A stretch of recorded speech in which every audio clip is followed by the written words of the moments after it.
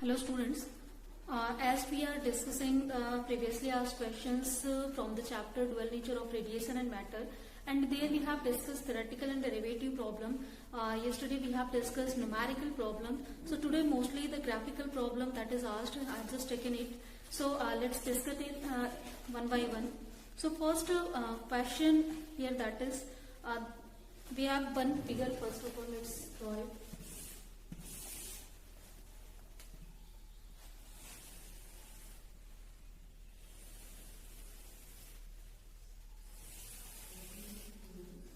So this is I1, this is I2, this is I3 we have, and on this we have taken photoelectric current, and on this we have taken collector plate potential. So question is that the figure shows a plot of three curves A, B and C showing the variation of photocurrents Vs, that is photocurrent IP, and versus the collector plate potential Vc for three different intensities I1, I2 and I3.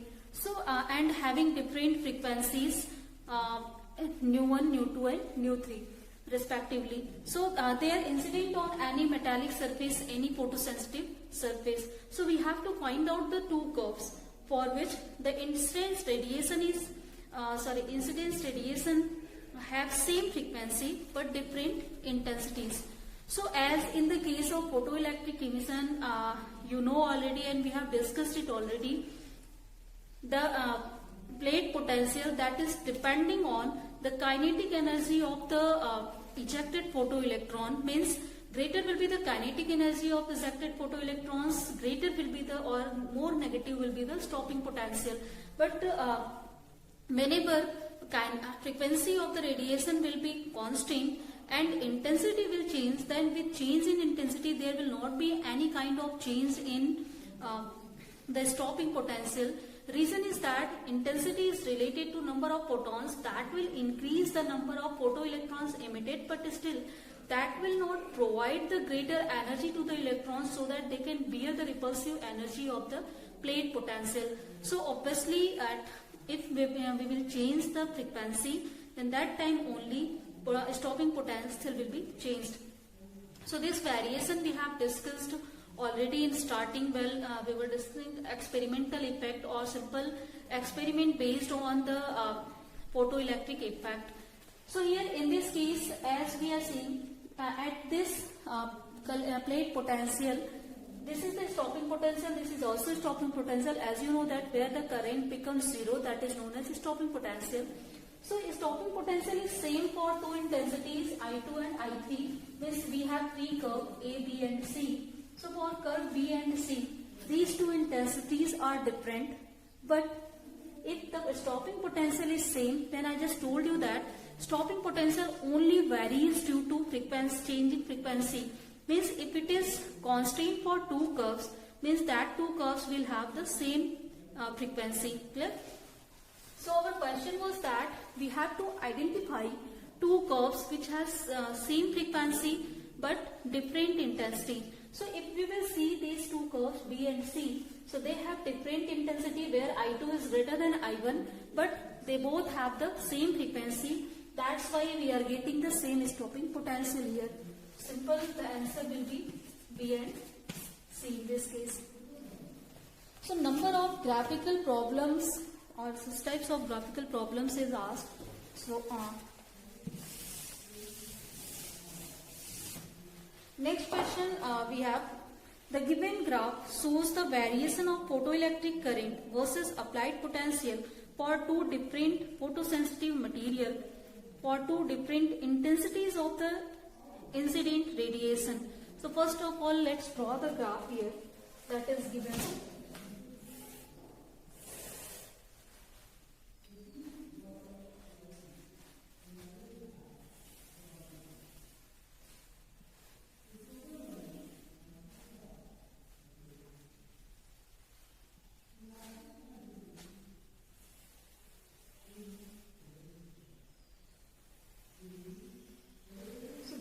graph that is given in our question.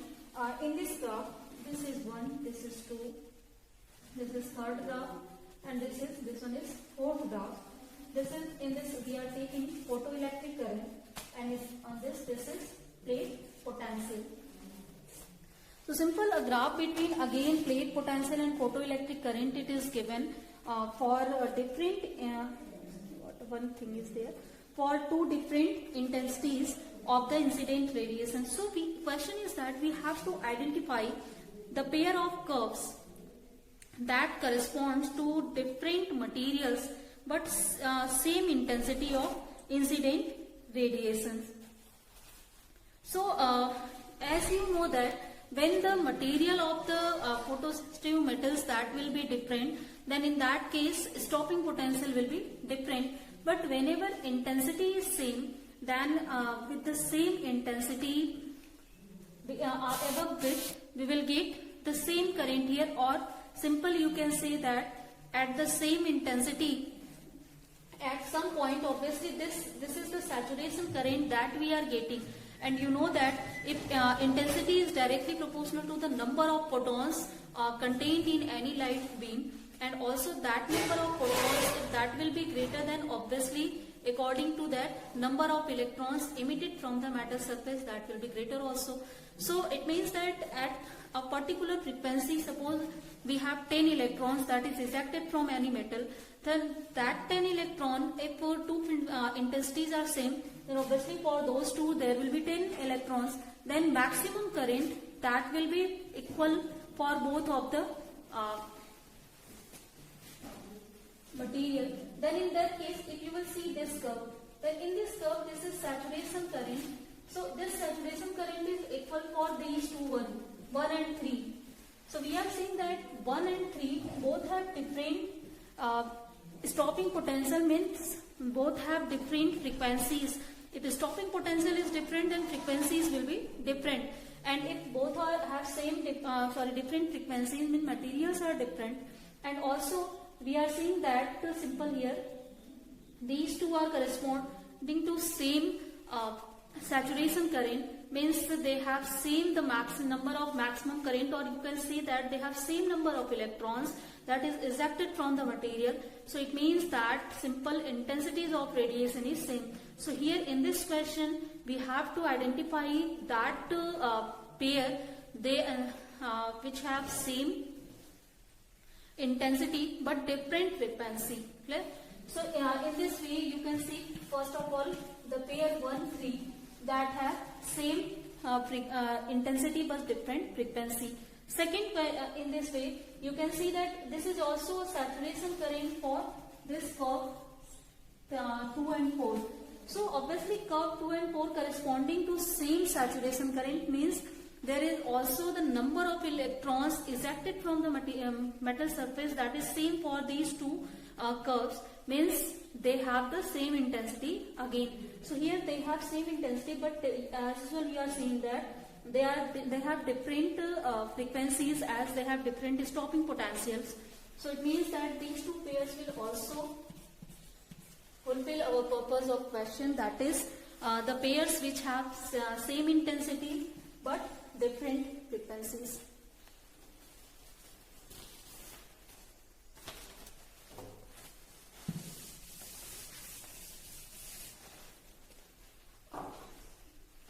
Third one question we have, X-rays fall on a photosensitive surface to cause photoelectric emission.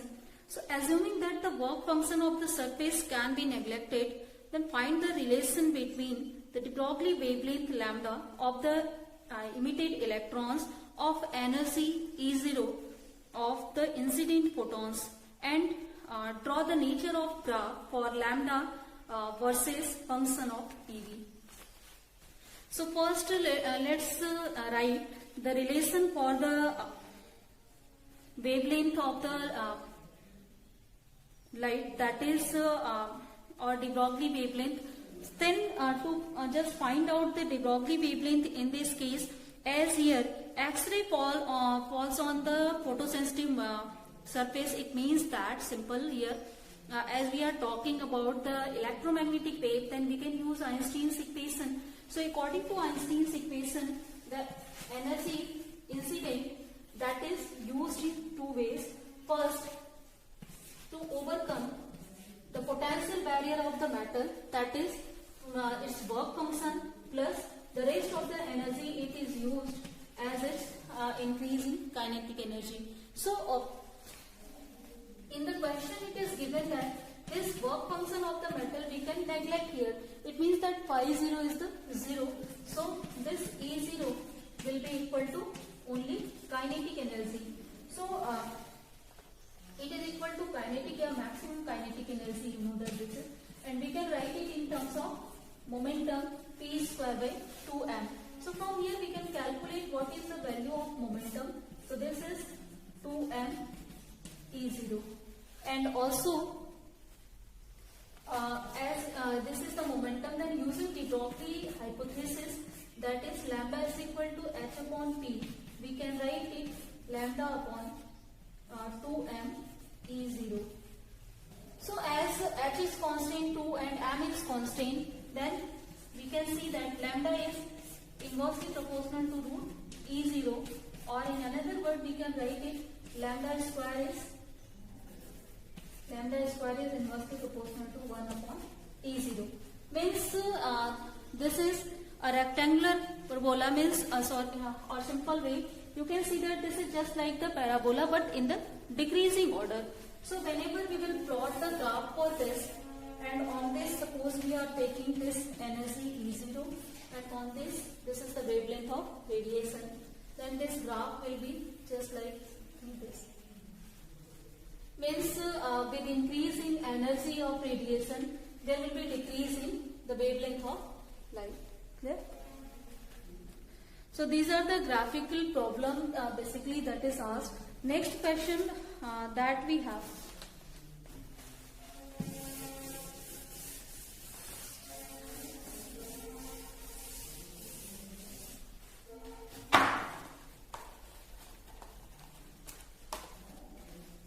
A proton and an alpha particle have the same de Broglie wavelength. Determine the ratio of first the accelerating potentials, second their speeds.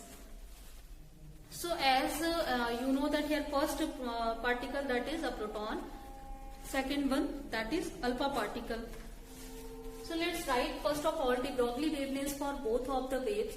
So if for de Broglie wavelength for proton, that is denoted by lambda p. So this is equal to h upon. If we have to find out first case, I am just going to take. We have to find out the accelerating potential, then we have to write the de Broglie wavelength in terms of accelerating potential. So directly I am going to use that formula. Lambda is equal to h upon root 2m E into P, or Q into V you can also write. So 2mP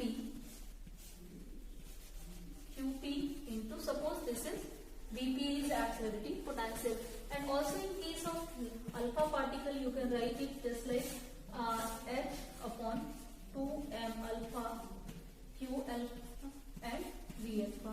So we have to just calculate the ratio of accelerating potential means Vp and V alpha. So first of all, to calculate it, let's write down the relationship between proton and alpha particle. So as we know that the mass of the alpha particle, that is 4 times the mass of proton. So mass of alpha particle, this is 4 times mass of proton, and also you know that the charge on alpha particle, this is 2 times the charge on proton, and it is given in question that lambda p is equal to lambda alpha. So from this expression we can write this 2mQP,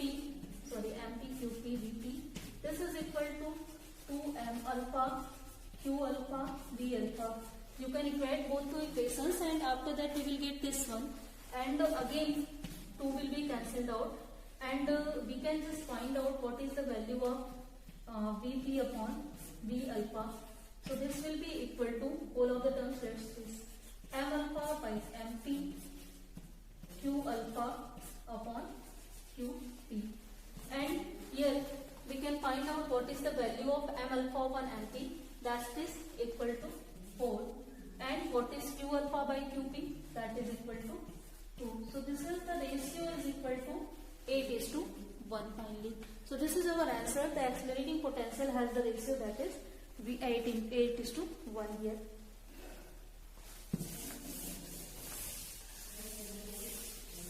So in the same question, the second thing that is asked here, we have to calculate the ratio of their speeds also.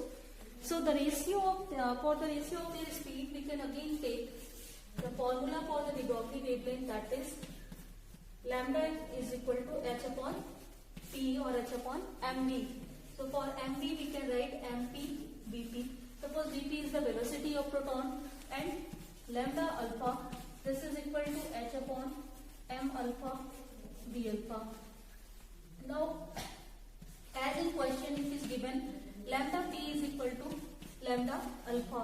So from here we can get mp vp, this is equal to m alpha v alpha, or we can write down vp to the v alpha, this is equal to m alpha upon mp, and the value of m alpha upon mp still we have just calculated, that is this ratio is equal to 4. So this is 4:1, that the ratio we have got here. So simple. In the case of graphical problem, first of all you have to keep all formulas in your mind, so after that you will be able to solve it. So next question that I am going to take here. Using the graph shown in the figure for stopping potential versus the incident frequency of photons, calculate Planck's constant. So this is also a question that is asked. Number of times I have told you to ask or to read the graphical problems or to understand all the graphs from the using Einstein's equation and also using de Broglie wavelength. In both of the equations, number of graphs can be plotted there. So you have to understand all these graphs. Number of questions can be asked here in comparison form, in calculative form. Number as here I have taken all the question. In first two question I have taken the comparison cases. Later I am going to take here, this is numerical way based on the graph here. Simple, this graph we have between frequency nu, and this is in the order of 10 power 14 Hz, and also the acting potential V0, this is in volt we have, okay? And also from here the photoelectronic emission started to get.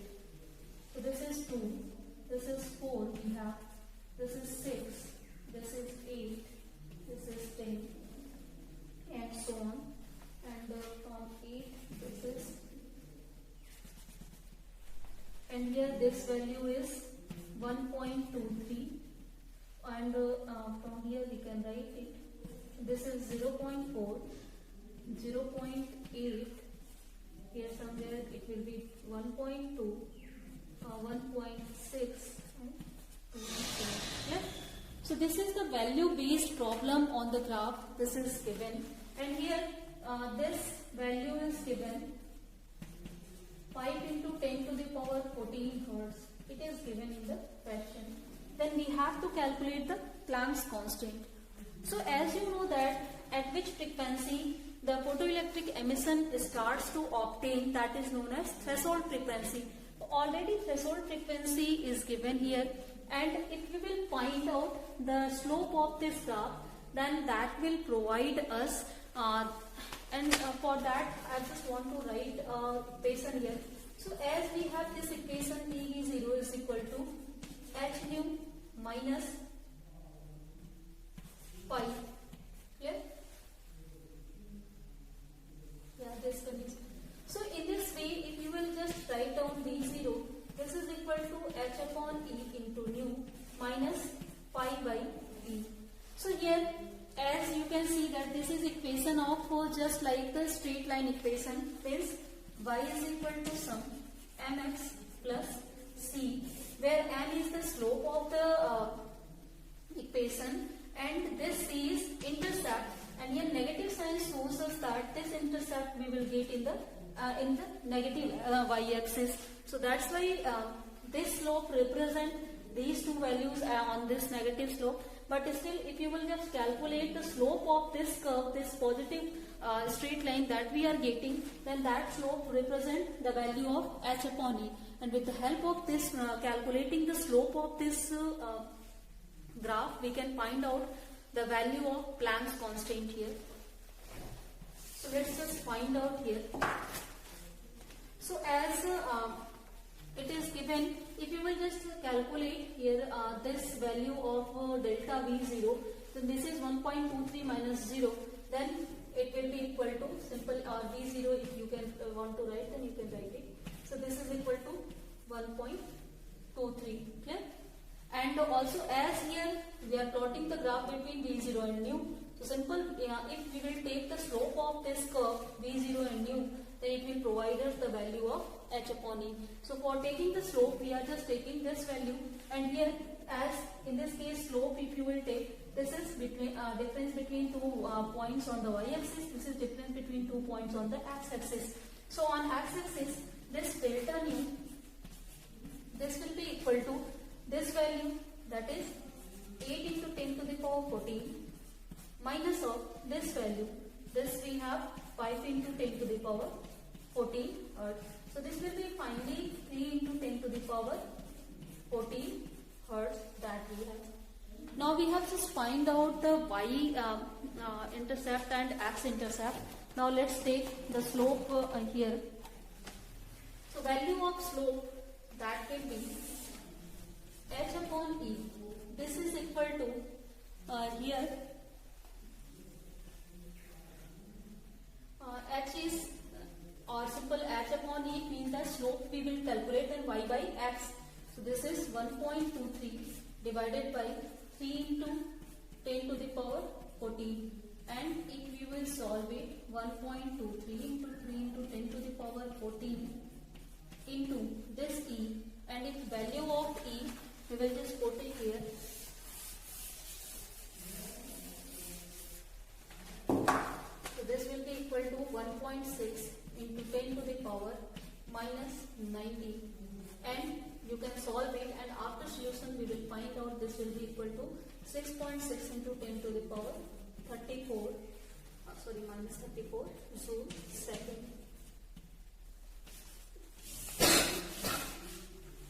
Simple, by using this type of graphical problem, we can solve this problem, and we can find out slope here. Again, we can also find out the value of work function with the help of this curve. So if this curve is given in this form, suppose that here if this is given and the value of this intercept is given, then with the help of this intercept, we can calculate the value of phi by e.